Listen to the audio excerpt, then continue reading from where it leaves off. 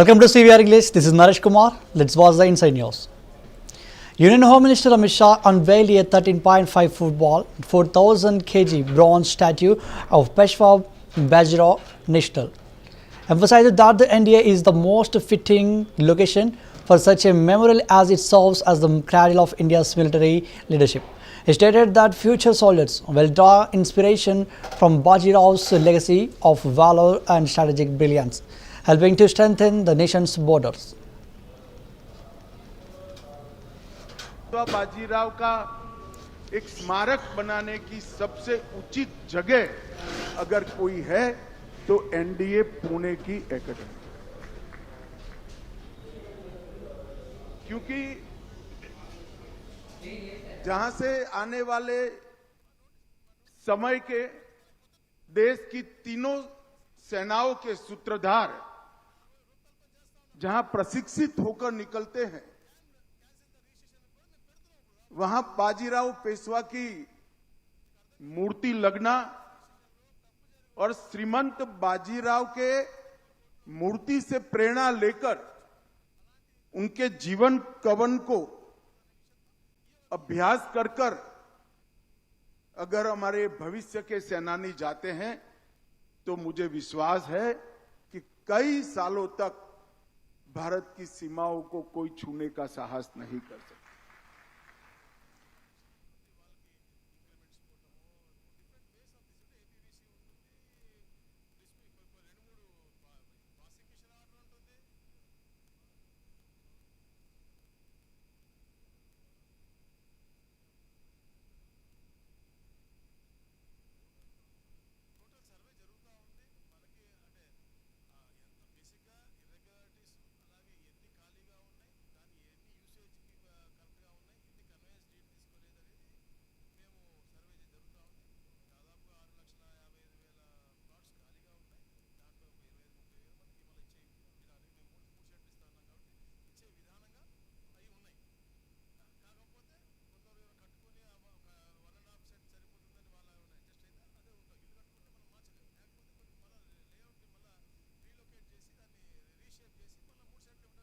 बाजीराव का एक स्मारक बनाने की सबसे उचित जगह अगर कोई है तो एनडीए पुणे की एकेडमी, क्योंकि जहां से आने वाले समय के देश की तीनों सेनाओं के सूत्रधार जहां प्रशिक्षित होकर निकलते हैं, वहां बाजीराव पेशवा की मूर्ति लगना और श्रीमंत बाजीराव के मूर्ति से प्रेरणा लेकर उनके जीवन कवन को अभ्यास कर कर अगर हमारे भविष्य के सेनानी जाते हैं तो मुझे विश्वास है कि कई सालों तक भारत की सीमाओं को कोई छूने का साहस नहीं करता। Karnataka Minister Priyanka Kharge said that the BJP had come into existence only a few years ago and that before that even BJP leaders used to vote for the Congress. He questioned their enthusiasm for the RSS and asked how many children of BJP leaders actually attended RSS Shekars. He also remarked that the activities of the RSS were not beneficial for society or the country and added that if the adequate powers were granted, he would ensure that such organizations were eradicated from society. No, that's left up to him. Even he was out of power for till recently, no? See, BJP leaders, anybody, BJP came into existence only a few years back. Before that, even BJP leaders were voting for Congress only, no? Where was BJP? Even before Jansangh, they voted for Congress only, no? So, I would urge BJP leaders first to study their own history and let them, if they are so keen about RSS, show me where the children of BJP are.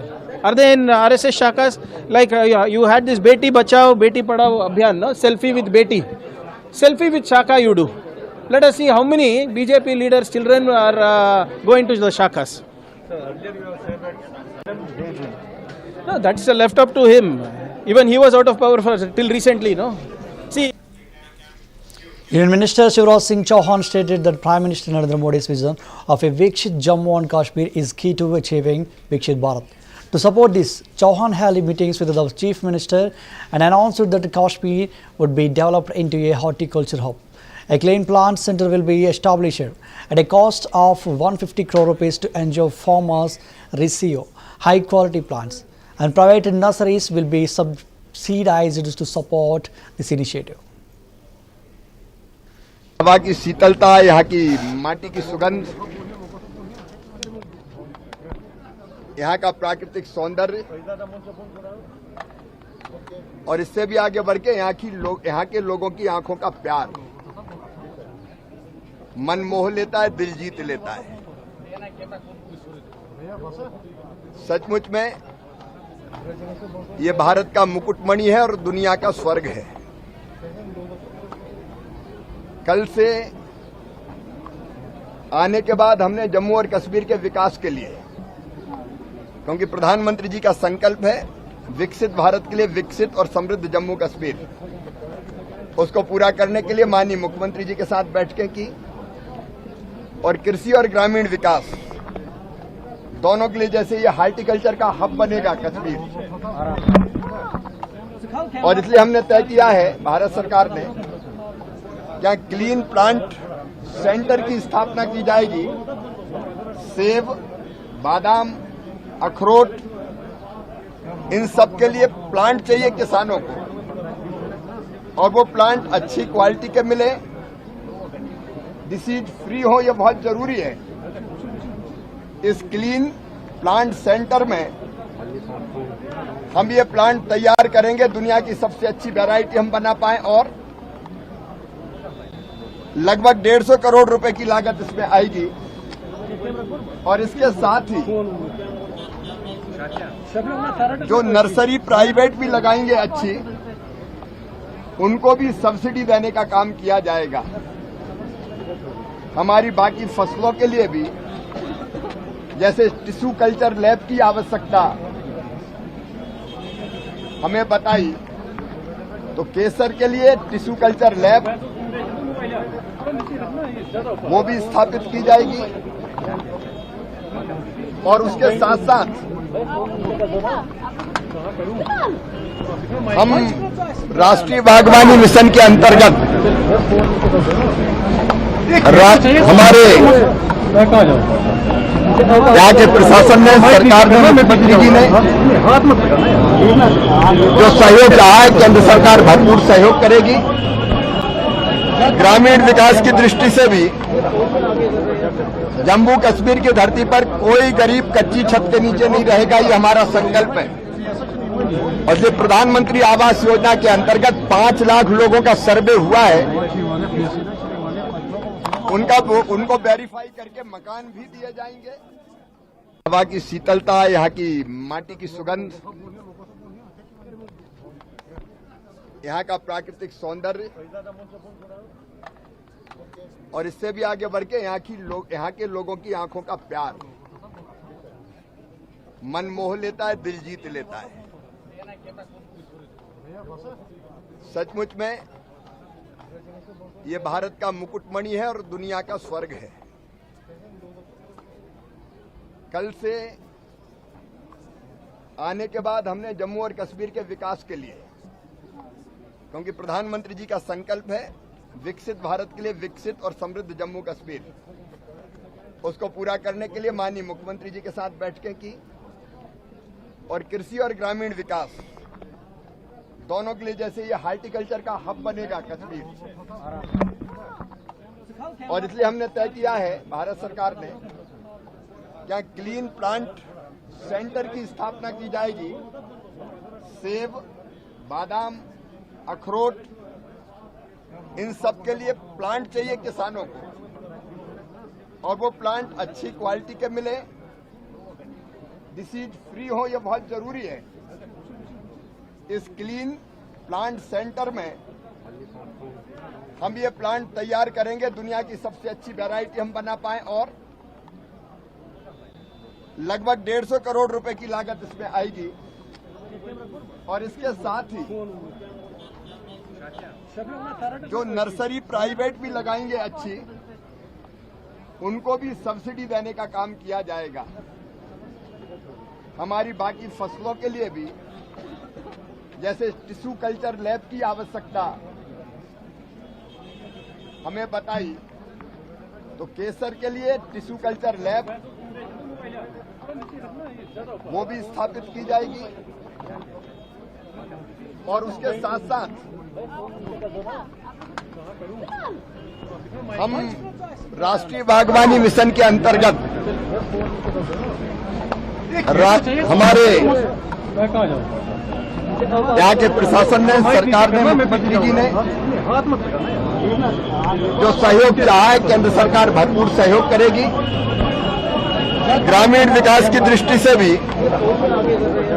Jammu Kashmir की धरती पर कोई गरीब कच्ची छत के नीचे नहीं रहेगा, ये हमारा संकल्प है।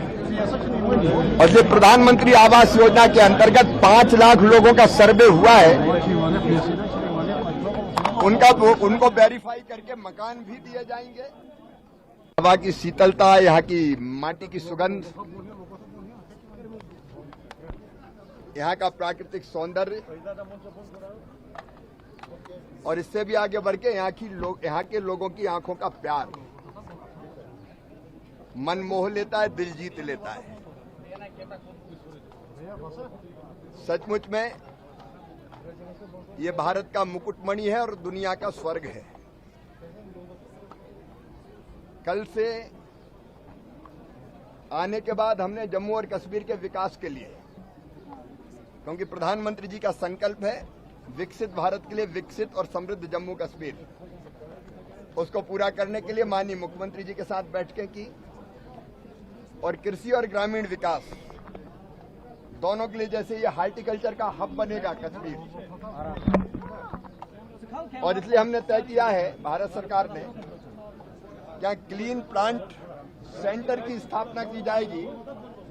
सेब, बादाम, अखरोट, इन सब के लिए प्लांट चाहिए किसानों को, और वो प्लांट अच्छी क्वालिटी के मिले, डिसीज फ्री हो, ये बहुत जरूरी है।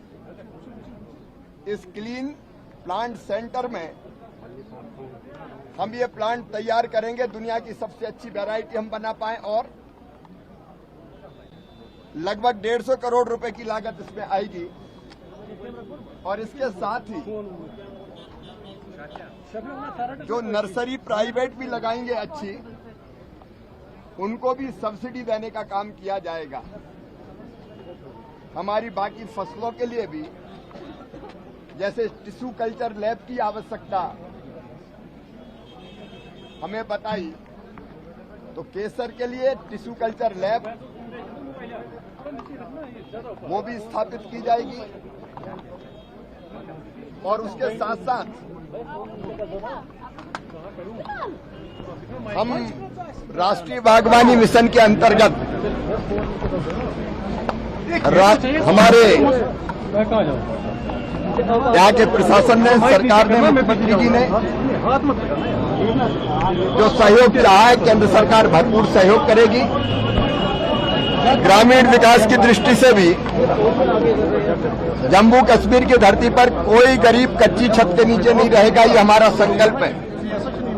और जो प्रधानमंत्री आवास योजना के अंतर्गत 5 लाख लोगों का सर्वे हुआ है, उनको वेरीफाई करके मकान भी दिए जाएंगे। हवा की शीतलता, यहाँ की माटी की सुगंध, यहाँ का प्राकृतिक सौंदर्य, और इससे भी आगे बढ़ के यहाँ के लोगों की आंखों का प्यार मन मोह लेता है, दिल जीत लेता है। सचमुच में ये भारत का मुकुटमणि है और दुनिया का स्वर्ग है। Uttar Pradesh Chief Minister Yogi Adityanath reflected on the state's environmental journey, noting that in 2017 the government struggled to procure even 5 crore saplings for its plantation campaign. However, under the upcoming Ek Ped Maa Ke Naam initiative set to launch on July 9th, the state has secured over 50 crore saplings for planting, a tenfold increase.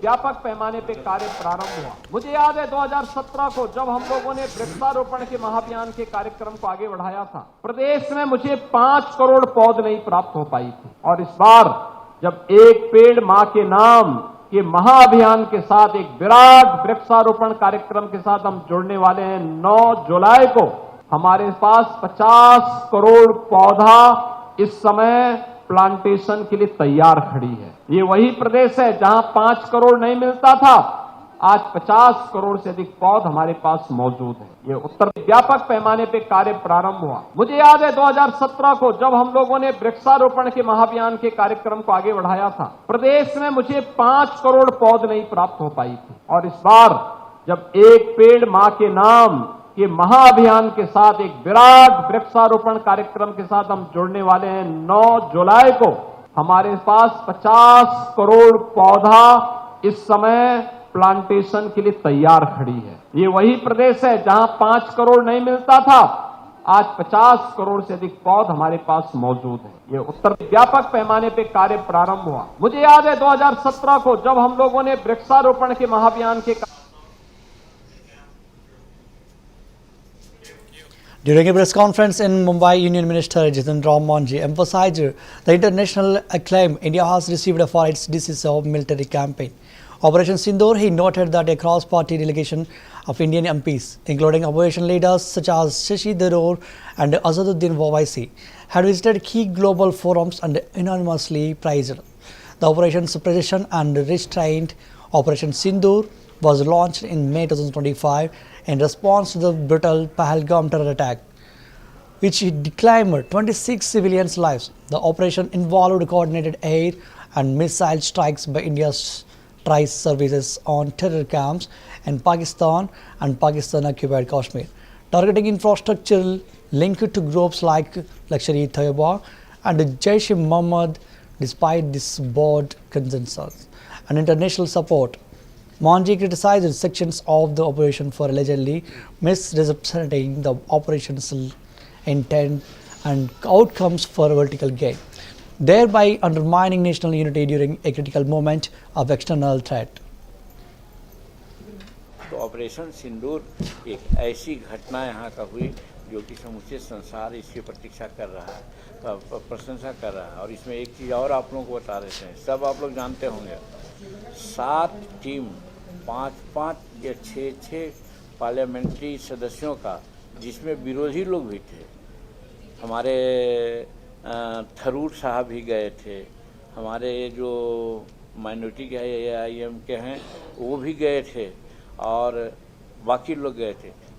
7 करीब 35-36 देश में गए और 36 देश से यही आया बैठे। सभी लोगों ने कहा ऑपरेशन सिंदूर को लोग सराहा कि ऑपरेशन सिंदूर करके आपने बहुत अच्छा काम किया, आतंकवादियों के नाश किए हैं, पीढ़ियों को नहीं कहते। इतना बड़ा काम किया गया। अब इस चीज़ को विरोधी लोग कुछ दूसरे ढंग से बोलते हैं।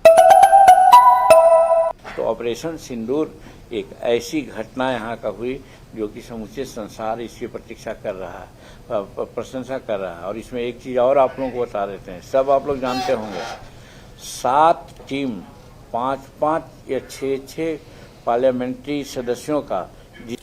Lieutenant General Rahul R. Singh, Deputy Chief of Army Staff Development and Sustenance, emphasized the need for the Indian Armed Forces to be fully prepared for the evolving nature of modern conflict, spanning across all 5 generations of warfare.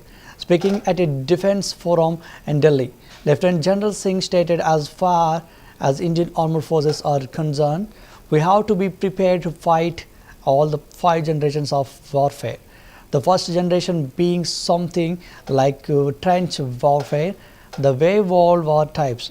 The second generation warfare about artillery duels. That is indeed happening. The third generation warfare, maneuveristic. The 4th generation warfare, wherein there is a use of non-state accords. That is also happening. So India has to be prepared for all the 5 generations of warfare. The Indian Armed Forces have to be ready now.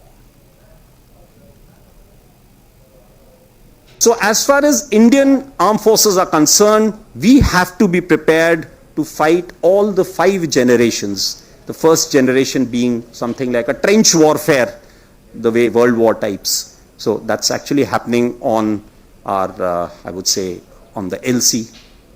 The second generation warfare about artillery duels, that is indeed happening. The third generation warfare, maneuveristic, it's happening in the high seas, it's happening, it may not be, war may not be there, but maneuvering is of course going on there. It's happening against China. The fourth generation warfare, wherein there is a use of non-state actors, that is also happening. So India has to be prepared for all the 5 generations of warfare. The Indian armed forces have to be. So as far as Indian armed forces are concerned, we have to be prepared to fight all the 5 generations. The first generation being something like a trench warfare, the way World War types. So that's actually happening on our, I would say, on the LC. The second generation warfare about artillery duels, that is indeed happening. The third generation warfare, maneuveristic, it's happening in the high seas, it's happening, it may not be, war may not be there, but maneuvering is of course going on there. It's happening against China. The fourth generation warfare, wherein there is a use of non-state actors, that is also happening. So India has to be prepared for all the 5 generations of warfare. The Indian armed forces have to be. So as far as Indian armed forces are concerned, we have to be prepared to fight all the 5 generations. The first generation being something like a trench warfare, the way World War types. So that's